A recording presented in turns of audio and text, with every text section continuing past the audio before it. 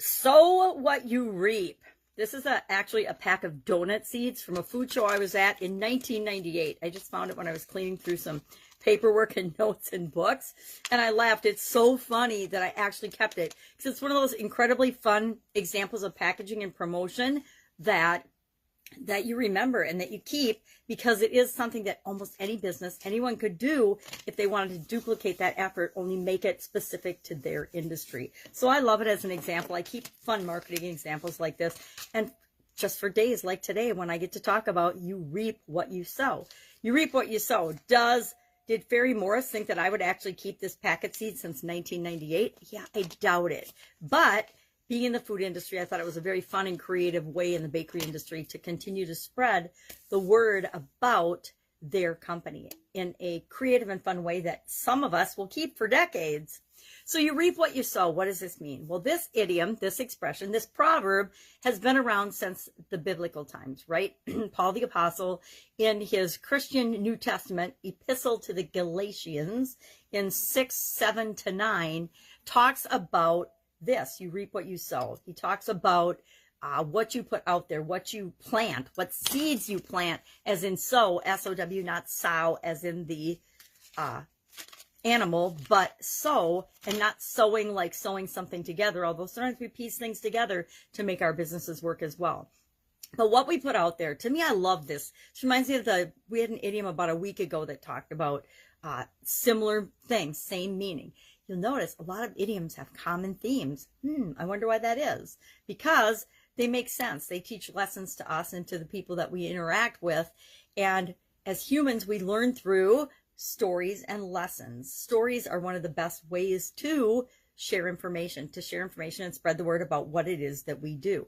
What does this idiom mean? What does this expression mean? It means what you put out into the world is what you get back. What you give is what you get. Give what you want to receive.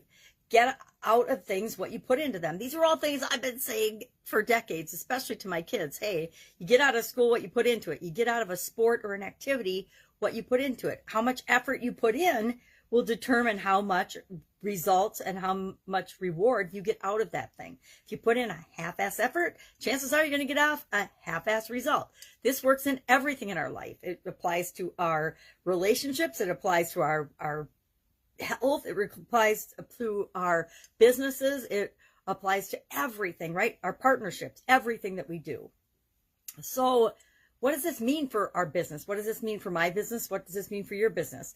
Business is, of course, just an exchange of value. The value that we give to people in terms of the solutions and the products and services we provide to solve their problems, we expect an equal, an opposite, or greater return in resources, usually money, but it has to be an exchange that feels fair and right to both parties, or people aren't going to buy our products and services. If people don't see the value and the benefits they don't care at all about our features. They just want to know, is it going to solve their problem? And is it going to solve my problem right now? The faster it solves my problem, the easier it solves my problem, the more likely I am to use your product or service. So you reap what you sow. This we see in our lives and in business every day. It's actually the law of karma. I think about a week ago we talked about the 12 laws of karma, but I'm not going to go over those again. You could go back and find that previous thing. I think it was actually like 7 days ago exactly.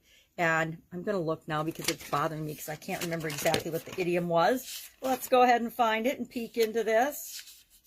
Good for the goose, good for the gander. Nope, that's not it. Here we go.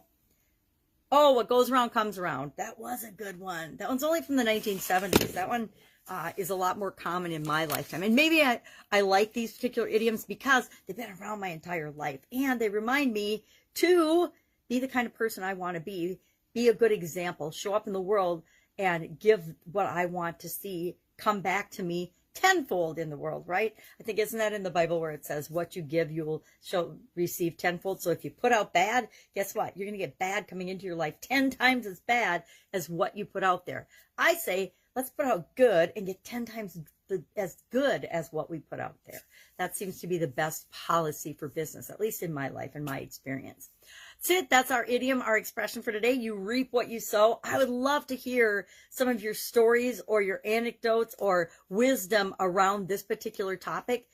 What you put out there is what you get back. have you found that to be true in your life and in your experience? There have been times in my life when I was putting in and working like crazy, like a mad dog woman in corporate America, and I didn't feel like I was getting back what I was earning. I mean, got my salary, but for that, it seemed like I was putting in way more effort than I was actually getting back and learning and experience and impact, only to come to find out later on down the road, I had a huge impact on that organization, bigger than I could have ever imagined through what I was doing at the time. And it wasn't until I visited again like 10 years later and I found out, wow, I guess I did have an impact, and the impact I wanted, but it didn't necessarily feel like it at the time. I'm sure we all have stories like that. So you never know. The seeds that we sow today will bloom and flower in the future. We might not be around to see it bloom, but we do have an impact. That's why we always want to set a good example. Have an awesome day. I'll be with you tomorrow with another interesting idiom. What does it mean? Where does it come from? And how might you use it in your life right now? It looks like we are just about out of our 100 Proverbs. So we'll be looking to do something different after we run through our 100 Proverbs to begin 2021. I wanted to start 2021 out. I think we're on day 97 of the year. So 3 more days we'll do Proverbs, and then we'll hop into something different. Have a great day. Any suggestions? Hit me up in the comments below. Otherwise, I'll be with you tomorrow.